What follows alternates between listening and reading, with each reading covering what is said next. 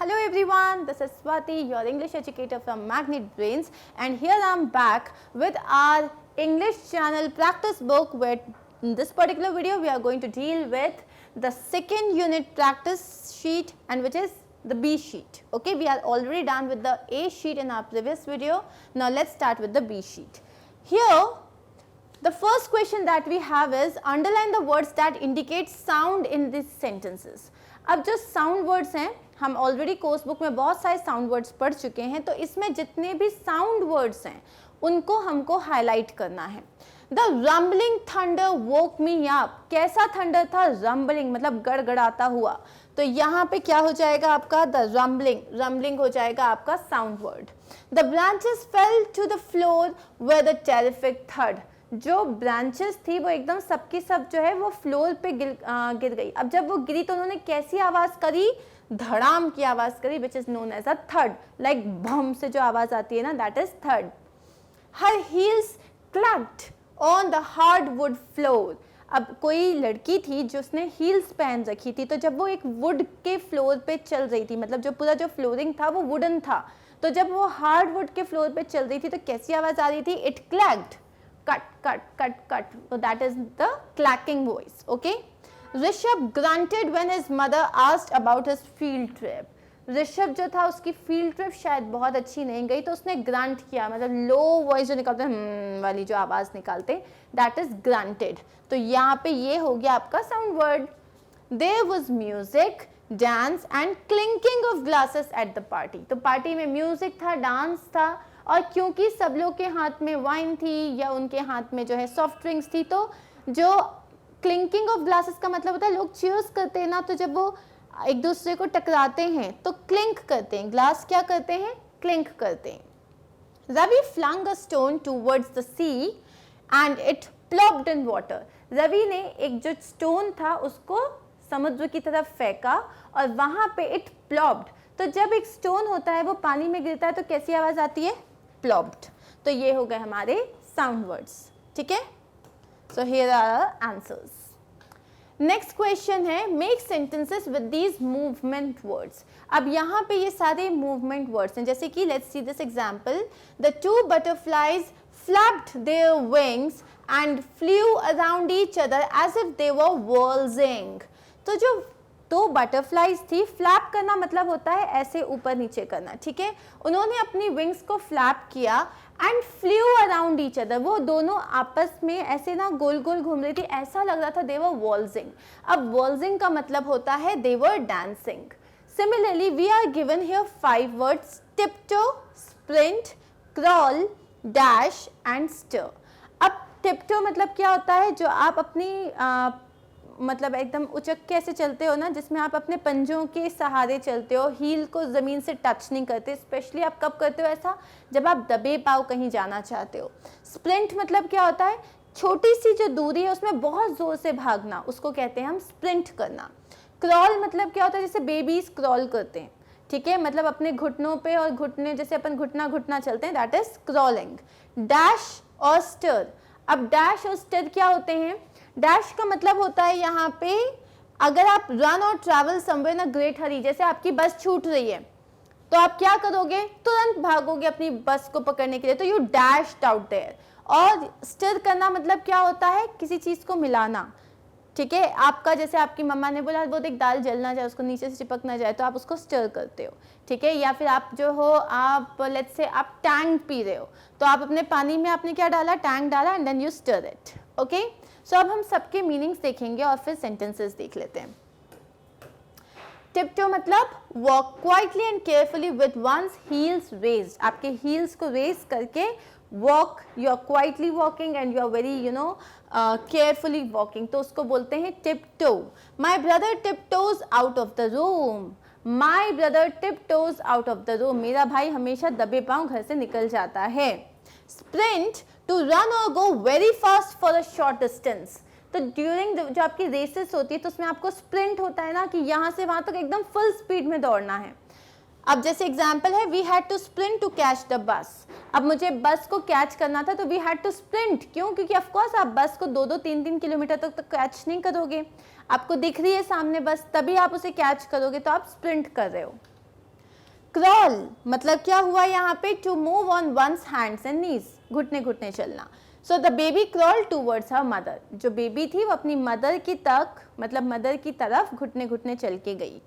Dash का मतलब क्या होता है, रन और travel somewhere in a great hurry. अब जैसे कि एक बहुत अच्छा एग्जाम्पल, जब हम मिल्क को बॉईल कर रहे होते हैं, अचानक से वो उफनता है और मम्मी लगाती है दौड़ और किचन में जाती है उसको बंद करने के लिए, वरना दूध फटाक से नीचे आ जाता है. So mama what does she do, she dashes into the kitchen.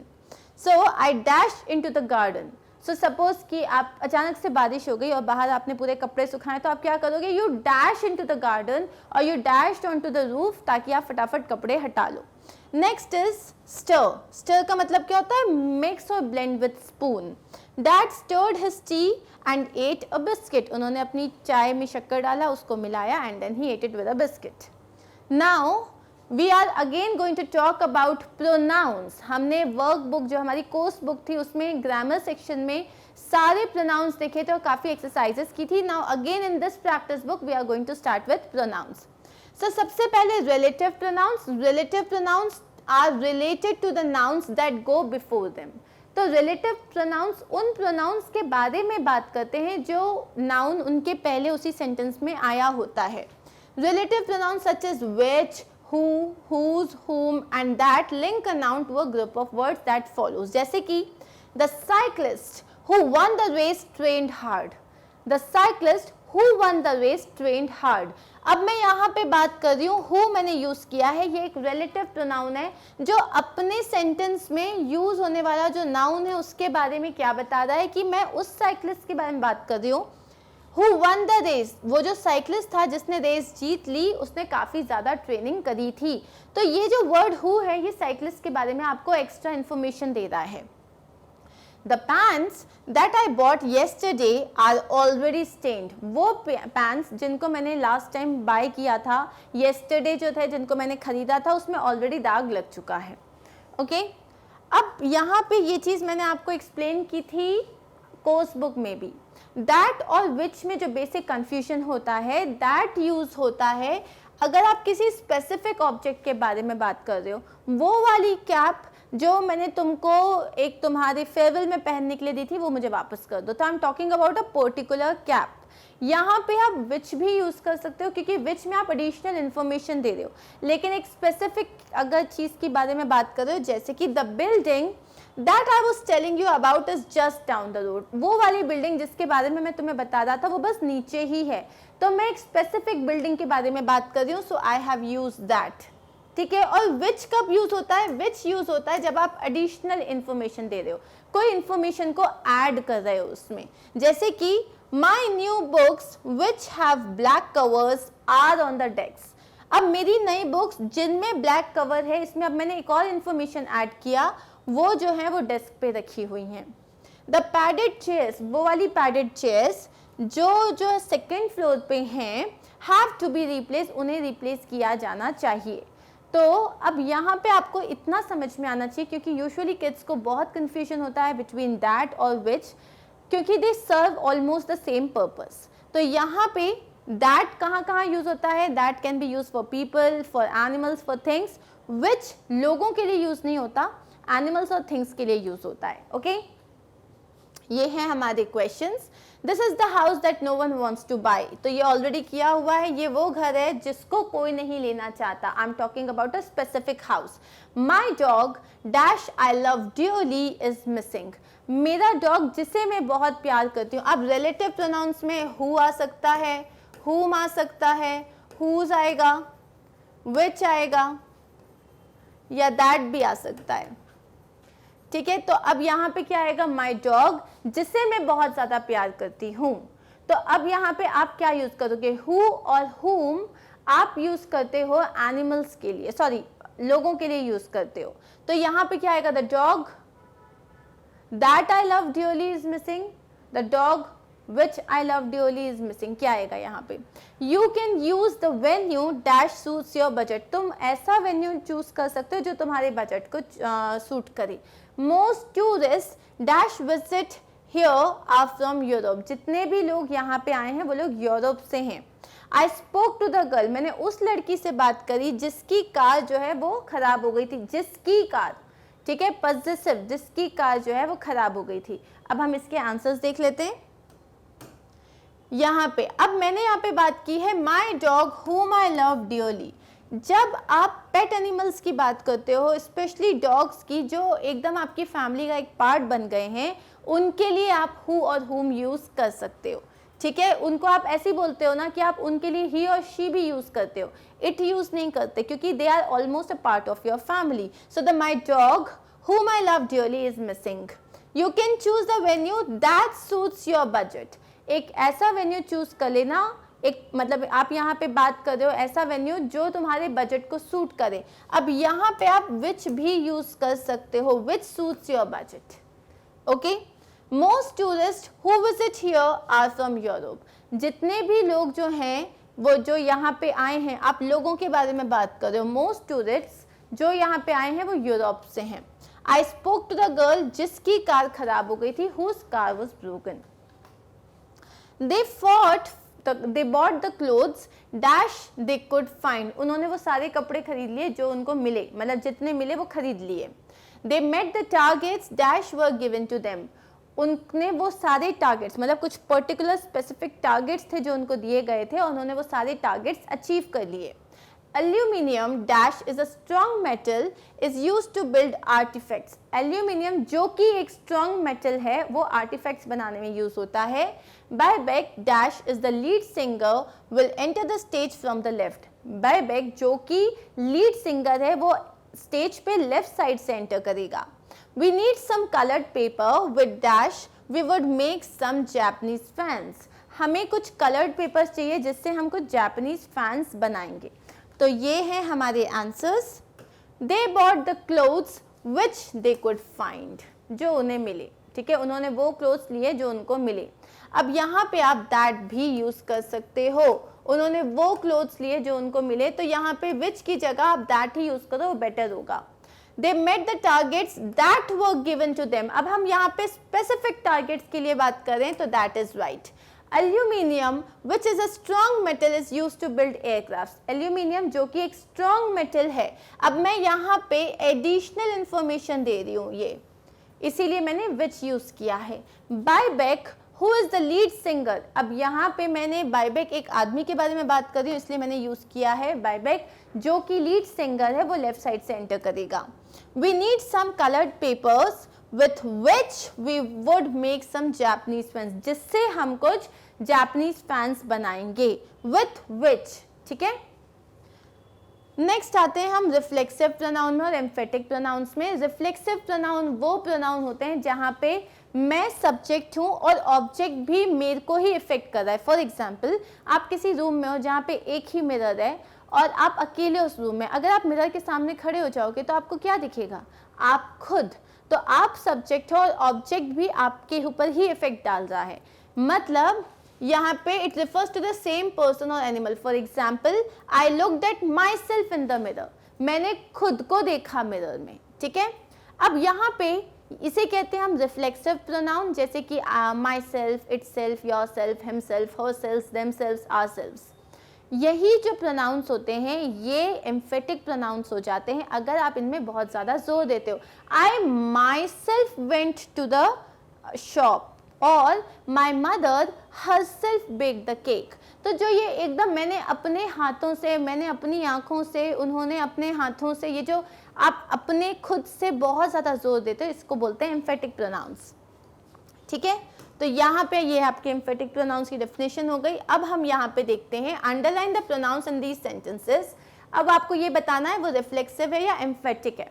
तो he wrote this poem himself, father made this chair himself, he calls himself a chess master, she poked herself by accident.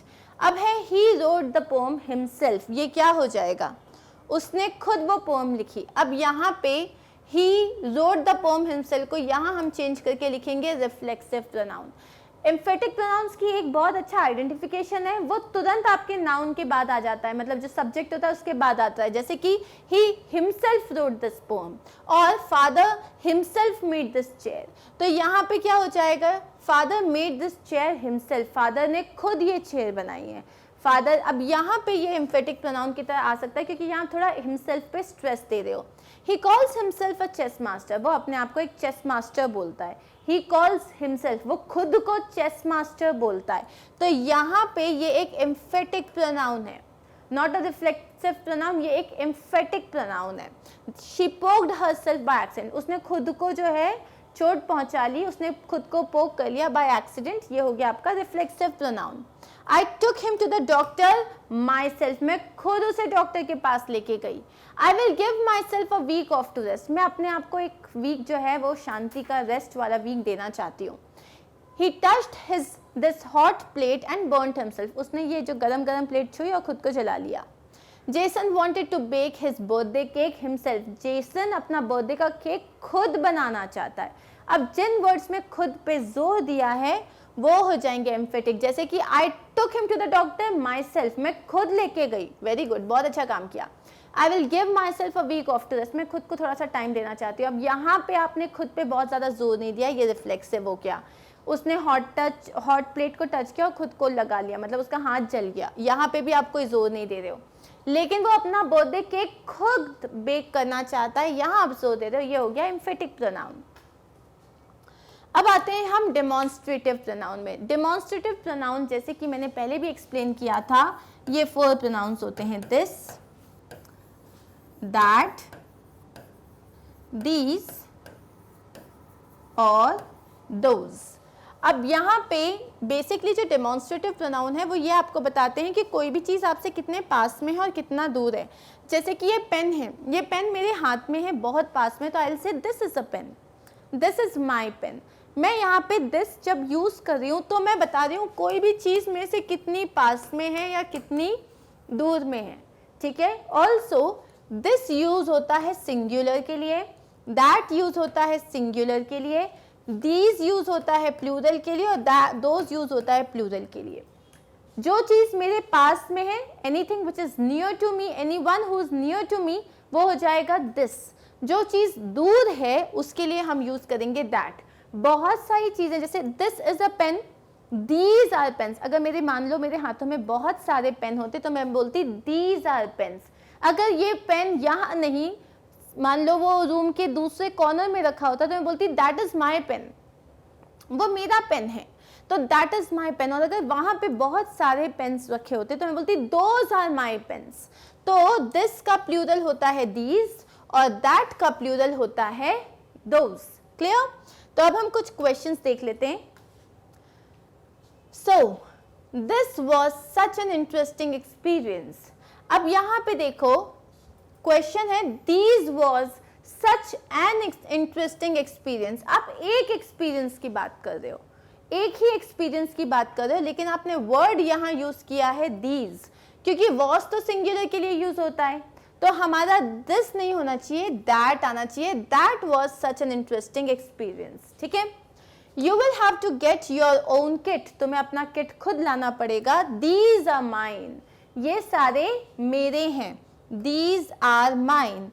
You will have to get your own kit, this is mine. अब देखो these के साथ are लगा है, सही है, this के साथ इज लगा है, सही है, लेकिन अब आप देखो आप किस ऑब्जेक्ट के बारे में बात कर रहे हो, किट। एक किट सिंगुलर चीज होती है, भले उसके अंदर कितनी भी चीजें रखी हुई हो, तो इसके लिए आप सिंगुलर यूज करोगे। दिस इज माइन, तुम अपना किट खुद लेके आओ, ये किट मेरा है, this is mine, okay. Those are very colourful shops, वो जो इतनी सारी शॉप्स हैं, अब शॉप्स कैसा है, प्लूरल है, बहुत सारी शॉप्स की बात करें तो those are very colourful shops बिल्कुल सही है। नाउ दिस आर, दिस तो सिंगुलर के लिए यूज होता है, दिस के साथ आर बिल्कुल नहीं लगेगा, तो ये वाला रॉन्ग है। हमारा आंसर क्या हो गया, फर्स्ट वाला।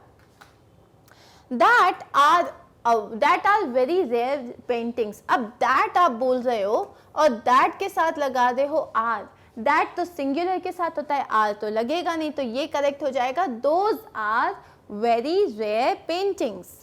This is a beautiful view, बिल्कुल सही है, एक सिंगल व्यू की बात हो रही है, दिस के साथ इज लगाया है, सब सही है। Those is a beautiful view बिल्कुल गलत हो गया। Those are the houses that were built last year. वो जो घर थे वो लास्ट ईयर बनाए गए थे। Those are the houses. अब यहाँ पे देखो those मतलब दूर के कोई घर की बात हो रही है, उसके साथ प्लूरल वर्ब भी लगा दिया हमने और हाउसेस भी प्लूरल है, ये बिल्कुल सही है। यहाँ आपने लिखा है this are the houses, this are the houses एक सिंगुलर के साथ आर लगाया और हाउसेस प्लूरल है, ये गलत हो गया। लास्ट है please distribute these chocolates in the class. अब चॉकलेट्स को डिस्ट्रीब्यूट करना है, प्लूरल है, उसके साथ आपने दीज लगाया, बिल्कुल सही हो गया। Please distribute this chocolates wrong हो गया। क्लियर? नेक्स्ट क्वेश्चन देख लेते हैं। We hope here wasn't any damage to your houses in the earthquake.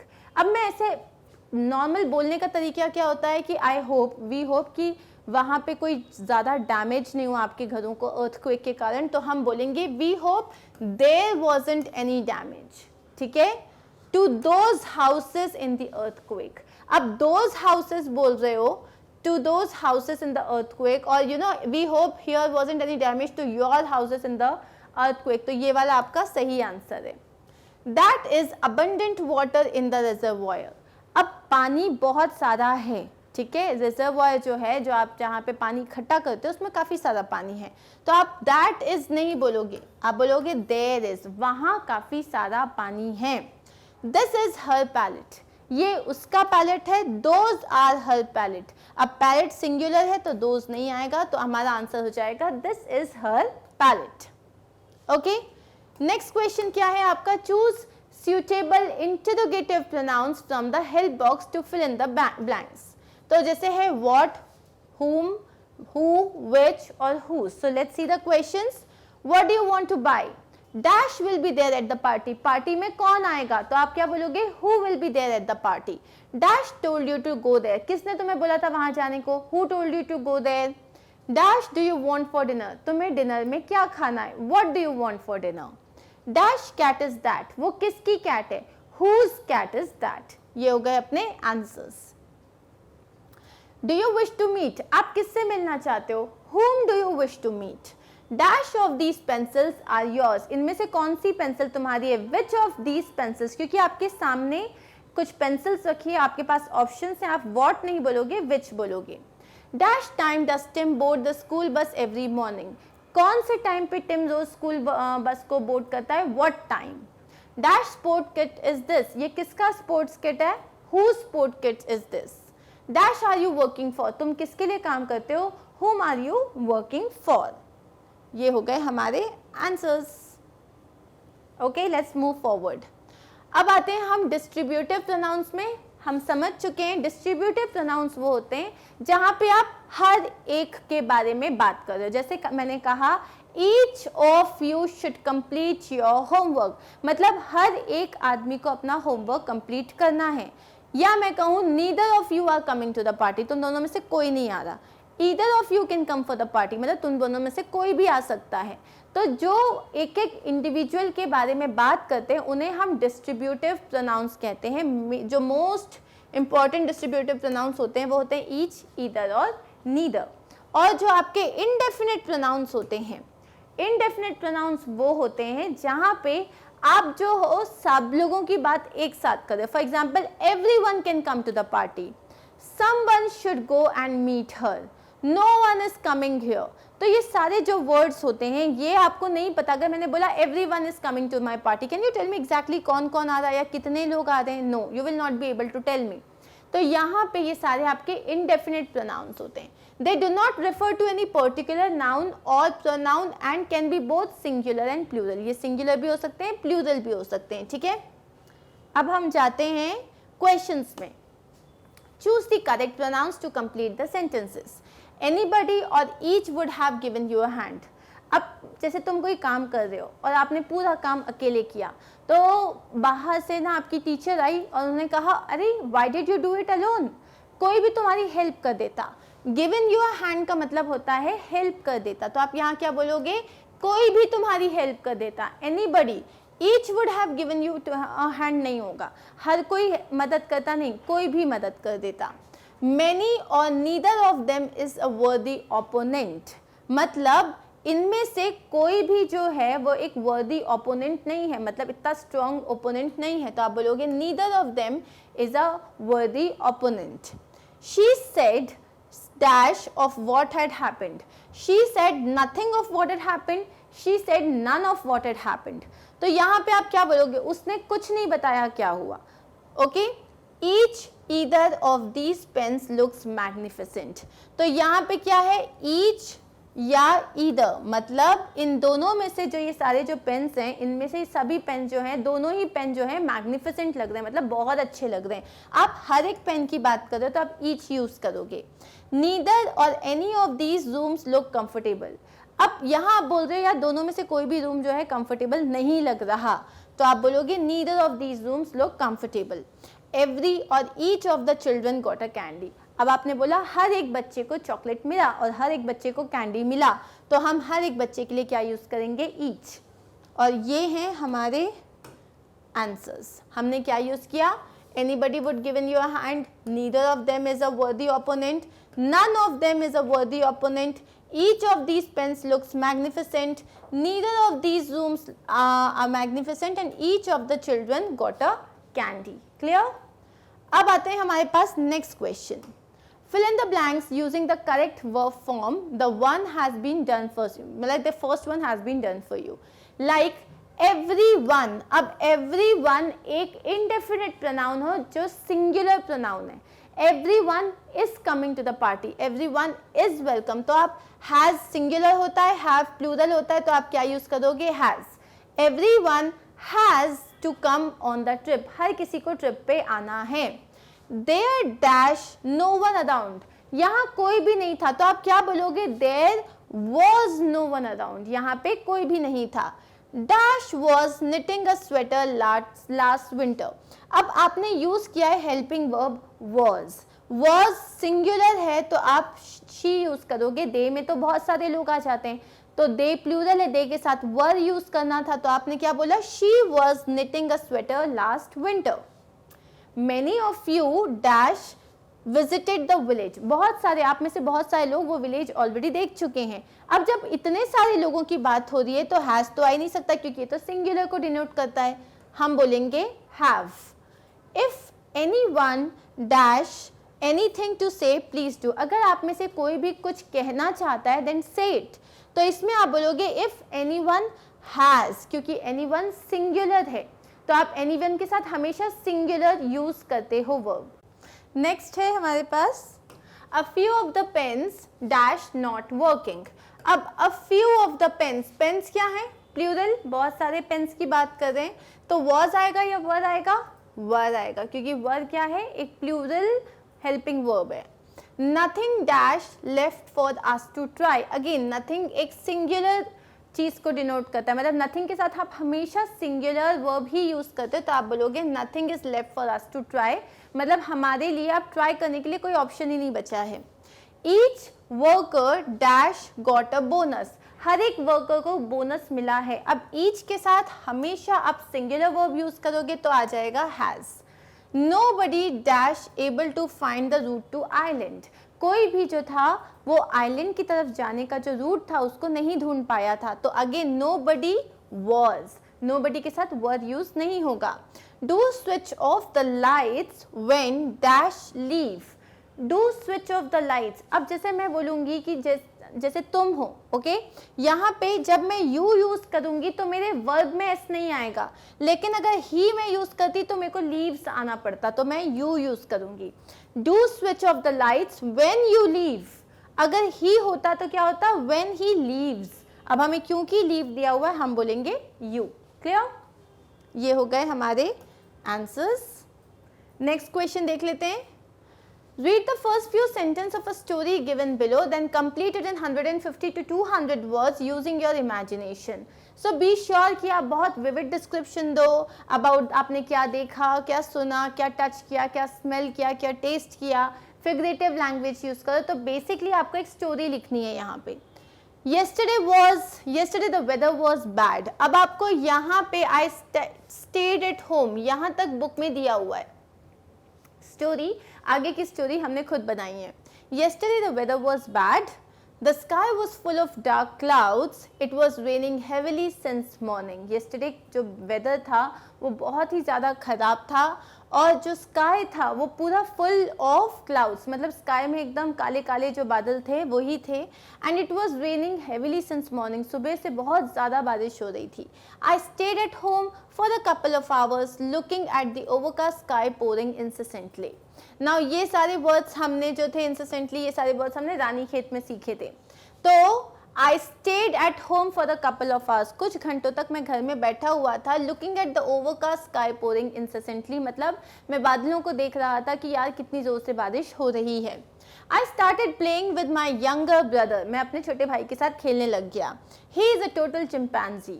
अब यहाँ पे आपने क्या बोला, ये आपने मेटाफोर यूज किया. He is a total chimpanzee. आप उसको एक चिंपैंजी से कंपेयर कर रहे हो.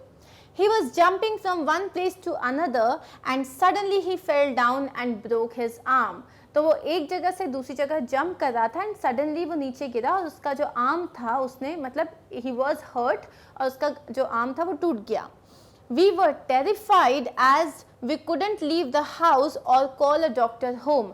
अब वो लोग बहुत ज़्यादा, दोनों बच्चे डर गए थे क्योंकि वो लोग डॉक्टर को नहीं बुला सकते और ना हॉस्पिटल जा सकते, इतनी जोर से बारिश हो रही है. The roads were blocked. He was crying and I wanted to help him somehow. तो रोड्स पूरे ब्लॉक हो चुके थे and now his younger brother was crying and somehow he wanted to help him. Then I remembered the first aid class taken by our teacher at school where we were taught the basic solutions to injuries and medicines. उसके बाद उसे क्या याद आया कि उसके school में एक फर्स्ट एड क्लास हुआ था, एक सेमिनार हुआ था जिस पे फर्स्ट एड कैसे आप अपना रखते हो, किस तरीके से जो बेसिक इंजरीज होती है उसे ट्रीट करते हो, वो पूरा उन्होंने एक्सप्लेन किया था.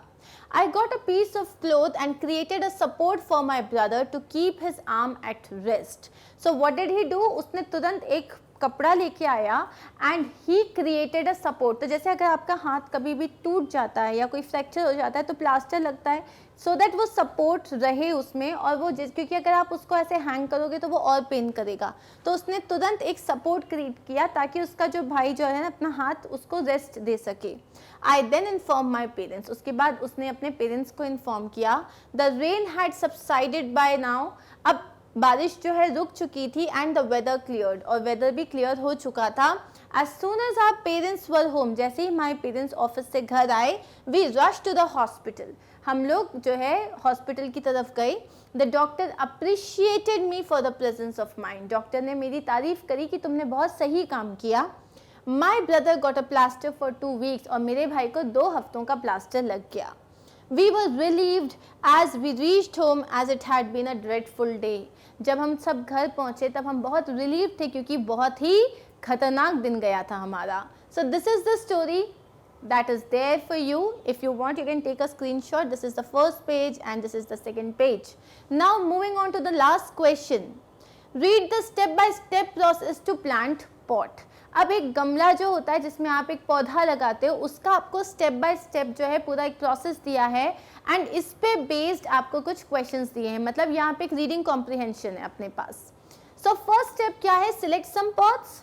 Any container that will hold the point will while it grows will do. तो अब यहाँ पे क्या बोला है कि कोई भी एक ऐसा कंटेनर लो जो कि उस प्लांट को, जो भी प्लांट आप उगा रहे हो उसको होल्ड कर पाए. अब आप इतने छोटे से प्लांट में आम का पेड़ उगाओगे तो क्या होगा?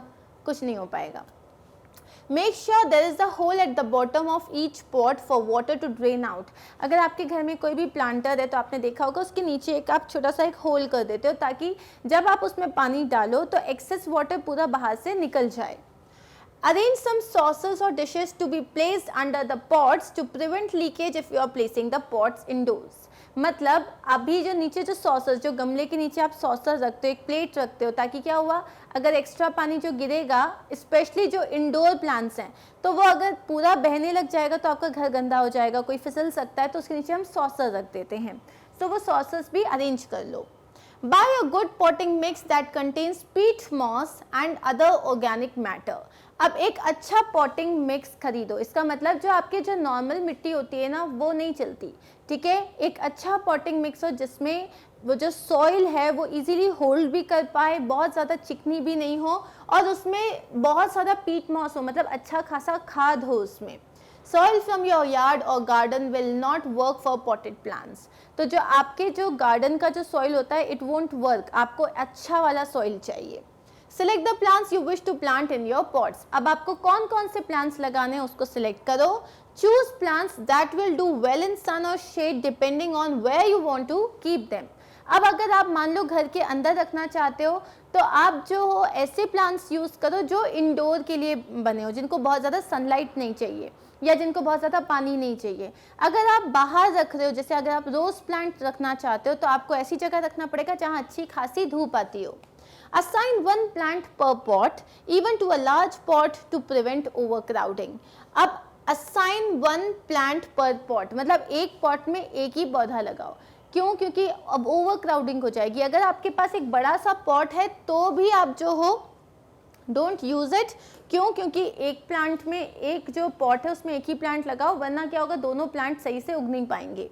Now fill a pot with soil up to about 1 inch from the top. अब आपका जैसे ये जो मान लो ये आपका पॉट है तो यहाँ तक ही उसमें मिट्टी भरो। अगर आपने एकदम ऊपर तक भर दी तो क्या हो जाएगा, पैड द सॉइल। अगर आप एकदम ऊपर तक भरते होगे तो पानी ओवरफ्लो हो जाएगा, उसके साथ मिट्टी भी गिर जाएगी, इसलिए वो काम मत करो। Pad the soil down lightly with your fingers to push out any pockets of air.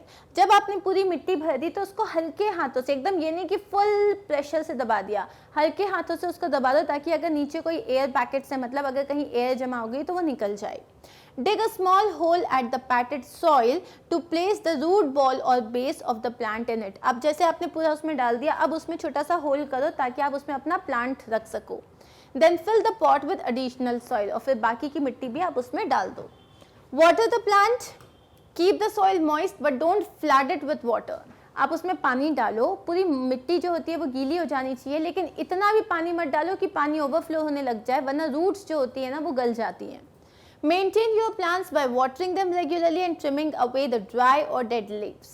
अब रेगुलरली आप अपने प्लांट का ख्याल रखो, उसको पानी दो और जब तक उसकी मिट्टी मॉइस्ट है तब तक पानी मत दो। जैसे लगे ड्राई हो रही है तब उसे पानी दो। अगर कोई डेड लीव्स हैं या कोई जो है ड्राई लीव्स हैं तो आप उनको हटा दो। Now on these basis you have got some questions, so let's do the questions. Why is soil from your garden not suitable for pots? पहला क्वेश्चन है आपके गार्डन का soil, why is it not suitable for pots? Soil from the yard or garden is not suitable for pots because it isn't a good potting mix which should contain peat moss and other organic matter. क्योंकि वो एक अच्छा potting mix नहीं होता, एक अच्छे potting mix में क्या होना चाहिए, पीट मॉस और काफ़ी सारा ऑर्गेनिक मैटर होना चाहिए। इसीलिए वो जो आपकी यार्ड या गार्डन की जो सॉइल होती है that's not good enough. Why is it important to know where pots will be kept?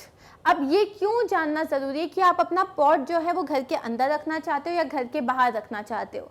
दो चीज़ें होती है, एक तो कि आप उस हिसाब से अपने प्लांट को चूज़ करते हो, ठीक है, कि अगर आपको पॉट घर के अंदर रखना है तो आप इंडोर प्लांट्स चूज़ करोगे, अगर घर के बाहर रखना है तो आउटडोर प्लांट्स चूज़ करोगे। सिमिलरली आपको सॉसर रखना पड़ेगा नीचे, वरना क्या होगा, पूरा जो है मेसअप हो जाएगा। It is important to know where the pots will be kept so that if they are to be kept indoors, you keep them with a saucer under them. This will avoid the mess caused by leakage of water. Second क्या है, also indoor plants shouldn't be kept in direct sunlight. तो आपको ये भी decide करना पड़ेगा कि plant आपको बाहर रखना है या अंदर रखना है। Accordingly you will choose the plant. Okay, next question क्या है, why do you think pots should be filled with soil keeping a 1 inch space from the top? तो आपका जो पॉट होता है उसमें अपन ऊपर 1 इंच का जो गैप क्यों छोड़ देते हैं, उसको एकदम फुल क्यों नहीं कर देते हैं सॉइल से? It is important to leave about a 1 inch space between the top of the soil and the rim of the pot. मतलब यहाँ top of the soil और ये जो है ये pot का rim है, तो इन दोनों में 1 इंच का डिफरेंस इसीलिए रखते हैं this will help make watering the pot easier. इससे आप जो प्लांट में पानी डालते हो वो बहुत ईजी हो जाएगा, as it provides a place to put water and not have it run over the edge. उससे क्या होगा, पानी इजीली अंदर जा पाएगा और एजेस से यहाँ से जो है वो ड्रिप नहीं होगा। Clear? So as it provides a place to put water, ताकि पानी जो है आप जैसे ही डालते हो एकदम से अंदर नहीं चला जाता ना, दो एकदम like it takes a few seconds, उसके बाद अंदर जाता है। सो वो थोड़ा सा प्लेस प्रोवाइड करेगा और एज से ओवरफ्लो नहीं होगा।